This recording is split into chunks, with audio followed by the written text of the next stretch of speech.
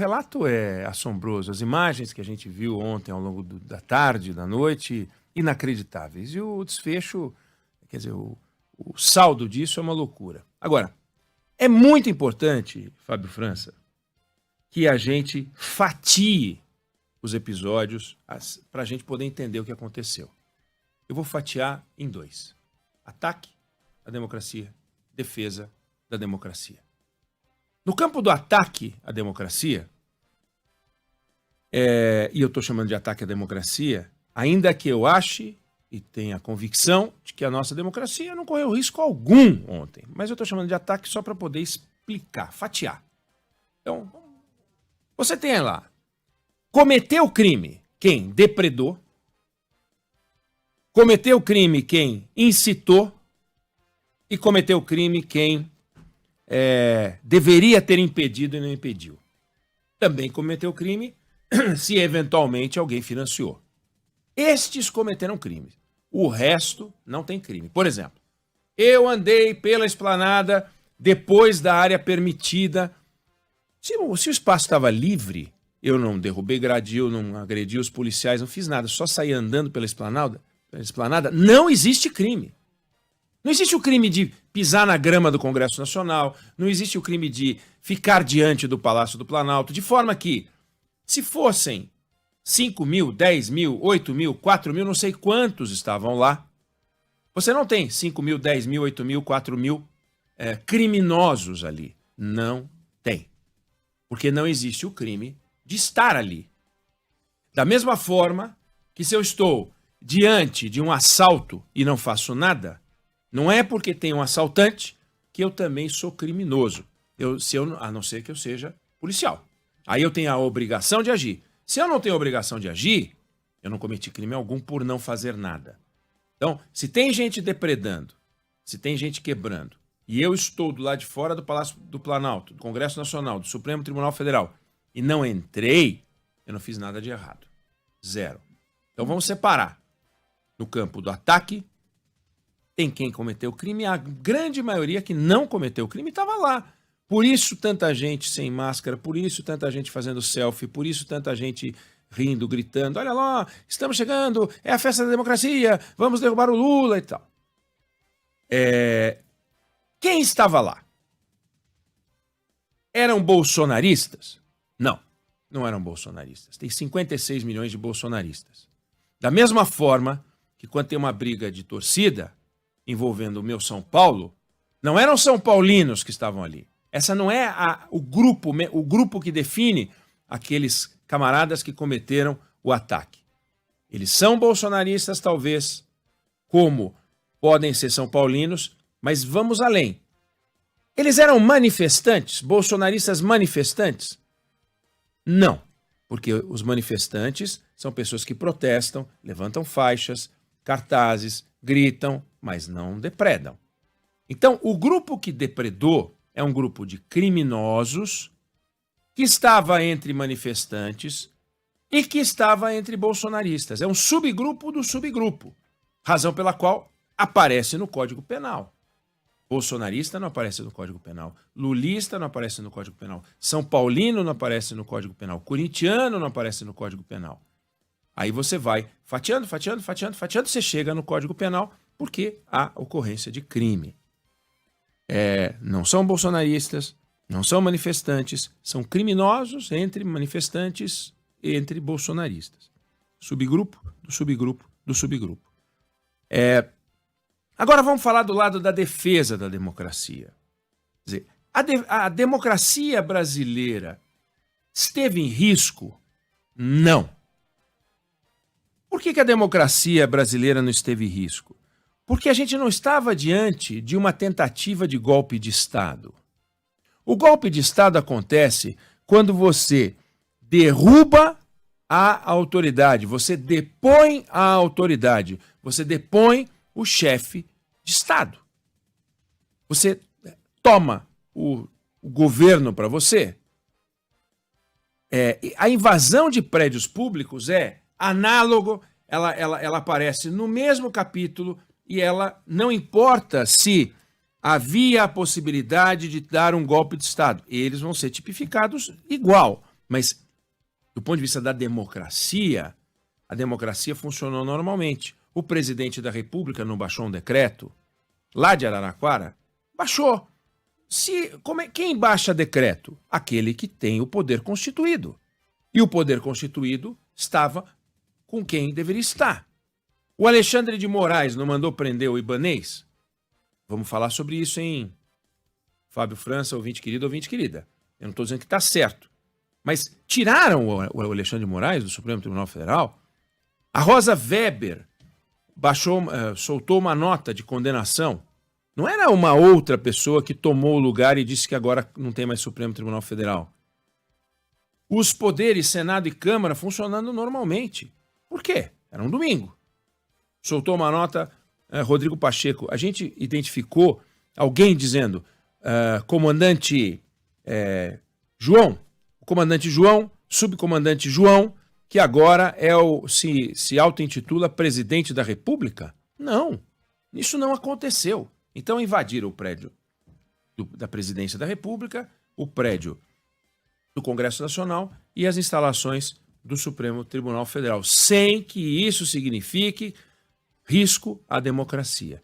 Não que as pessoas que fizeram o que fizeram estavam comprometidas com a preservação da democracia, mas, olhando pelo lado da defesa da democracia, ela nunca esteve em risco.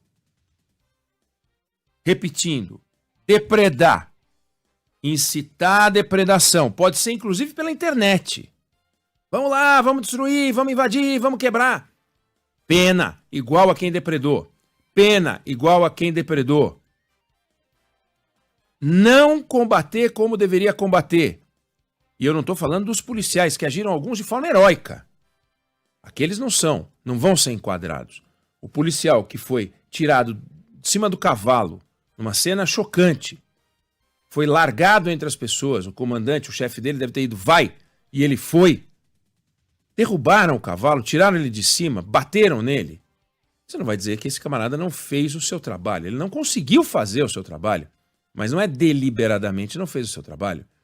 Aqueles policiais que tentavam manter a multidão de um lado da barricada e não de outro, que tinha um gradil que parecia de Playmobil, Fábio França, aquele gradil para você comprar ingresso para show. Aquilo ali vai segurar o quê? Cadê os blindados? Cadê aqueles blindados que soltam água? Que podiam estar do lado de lá, atrás das forças, e que passou mas já joga um jatão de água, acabou. Cadê 30 blindados ali, 20 blindados? Não tinha nada, não tinha nada. Tinha uns guardinhas com spray de pimenta que não temperam vatapá. E esses caras é que tinham que fazer a segurança de uma multidão. Como é que eles iam conter aquilo? Então há uma responsabilidade das autoridades. É o Ibanez? É o secretário de Segurança, Anderson Torres, que já foi demitido? É o Flávio Dino? Porque o Flávio Dino ontem falava, aliás, não parou de falar desde o dia em que disseram para ele que ele ia ser ministro da Justiça, ele começou a falar que não é uma matraca. Falava todo dia. É um tweet, outro tweet, rede social. Flávio Dino não tem nenhuma responsabilidade. Cadê os órgãos de inteligência? Quer dizer, os órgãos de inteligência, todo mundo sabia que haveria uma concentração e ninguém fez nada. E aí sobrou para o Ibanez. Nós vamos falar ainda do Ibanez. Pode ter havido uma organização criminosa por trás, mais crime? Sim, porque pode ter o cara que incitou, pode ter o cara que financiou e pode ter um grupo por trás, mas nós não sabemos. De forma que é absolutamente irresponsável, depois de soltar um decreto oportuno e correto de intervenção no Distrito Federal, é absolutamente desnecessário e irresponsável do presidente Lula apontar o dedo para Jair Bolsonaro como responsável por aquilo. Jair Bolsonaro tem responsabilidade pela omissão, não reconheceu a derrota nas urnas, ficou o tempo inteiro questionando a validade das urnas, ficou o tempo inteiro enchendo o saco e promovendo essas pessoas e estimulando as pessoas. Agora, ele incitou? Porque o crime é incitação. Ele incitou, como o Trump fez lá nos Estados Unidos. Vamos lá, vamos todos para cima do Palácio Planalto. Ele escreveu isso? Aonde que ele escreveu isso? Ah, mas eu não gosto da atitude dele. Eu também não gosto. Reprovo. Mas reprovar a atitude é uma discussão política. A discussão aqui é criminal. Ele pode ser criminalizado? Deve ser criminalizado antes de uma investigação? Não. Faz sentido o presidente da República, que chega, falar que ali estavam agricultores, a gente do agronegócio, que ali estavam garimpeiros, que nós vamos identificar todos e vamos punir? Não vai punir. O Lula não vai punir, porque o Lula é poder executivo. O Lula pode, no máximo, dizer que a Polícia Federal, ele foi informado, já está fazendo o que deve fazer para investigar. Mas a gente não questionou quando o Bolsonaro começou a se meter na Polícia Federal? O que o Lula pode saber das investigações? Nada, ele é o presidente da República. Ele não manda na Polícia Federal. Ele não pode mandar nas investigações. Aquilo tem que seguir um curso próprio. É um órgão do Estado, sob o comando do ministro da Justiça, que é um agente do governo que controla um órgão de Estado. Independência na investigação. Lula não pode dizer que vai punir. Ele não vai punir ninguém. Ele pode punir, no máximo, um funcionário público, talvez o Flávio Dino, porque não demonstrou estar à altura do cargo. Isso é uma conclusão a que pode chegar o presidente da República. A gente vai voltar nisso, Fábio, até porque tem muita história para a gente falar sobre esse assunto. Por enquanto, quero só frisar. Não havia milhares de depredadores, vândalos, baderneiros ontem. Havia milhares de pessoas na esplanada dos ministérios. E havia um grupo, que eu não sei de quantos são, que invadiram os prédios públicos. Vândalos, depredadores, criminosos, que devem ser identificados e punidos. Lamentavelmente, os nossos bancos de dados, aliás, na transição do governo Bolsonaro para o governo Lula, uma equipe ficou analisando justamente os bancos de dados. Fábio, para espanto do ouvinte querido, da ouvinte querida, você tem pelo menos 14 bancos de dados federais. E quando iam montar o relatório e mandar para o presidente da República, um nome mais experiente disse assim, não coloque 14, coloque 14 entre outros. Porque identificaram mais uns 6 ou 7 bancos de dados. Então, você tem o banco de dados, por exemplo, do registro das armas. Você tem o banco de dados das armas, mas ele não tem todos os dados, porque você tem outros bancos de dados, por exemplo, do sistema penitenciário, que tem outras informações. Não está tudo num banco de dados só. Imagina agora identificar esses camaradas todos que estavam lá, por foto, e tem que identificar. Eu tenho que falar, foi a Dona Branca com o candelabro na sala de música. Eu não posso chegar e botar uma foto do Fábio França e não dizer o que ele fez, aonde e como. Não dá. Eu não posso só pegar e mostrar a foto do Fábio dentro do Palácio do Planalto e dizer que ele depredou. Você pode dizer que ele invadiu, porque daí é o crime de invasão. Agora, depredação é outro crime. Destruição de patrimônio. Tem várias coisas. E cada um vai ter que receber os seus crimes. Já prenderam 400, agora prenderam mais não sei quantos nos acampamentos. Esses caras estavam lá dentro? Não, prenderam no acampamento. O que vai acontecer com quem prendeu no acampamento? Qual o crime que eles cometeram no acampamento? Então, a gente tem que tomar cuidado. E mais, a velocidade no Brasil do sistema de justiça é um negócio que dá angústia. Nos Estados Unidos, eles já condenaram centenas de pessoas, Fábio, em 2 anos. Aqui, a Boate Kiss foi em que ano, né? E está aí até hoje, terminou o julgamento agora. Quer dizer, o Brasil é o Brasil da velocidade da Boate Kiss. É capaz de, na sucessão do presidente Lula, você não ter ainda gente condenada em última instância.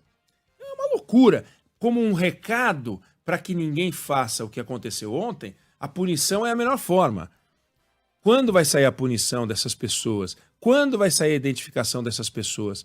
Você observava enquanto a gente conversava, e a Natália fazia um relato do absurdo, que roubaram as armas, ou armas, do GSI, do Gabinete de Segurança Institucional. E a irresponsabilidade que você observou bem, você falou, mas escuta, deixa eu entender. Armas atrás de uma porta de vidro, quer dizer, uma sala, né, Fábio? Com porta de vidro, e ali o pessoal roubou arma, levou arma. Cadê a segurança institucional? Não tem porta blindada, não tem cofre, não tem um cofre para guardar as armas. Realmente é uma loucura o que a gente viu. A gente vai voltar a falar desse assunto. Quero abordar, daqui a pouco a gente fala dessa história do Ibanez, afastamento do Ibanez. O afastamento é a prova de que o Supremo continua a funcionar. Mas o afastamento também é a prova de que nós temos a distorção, ela continua exatamente como estava antes.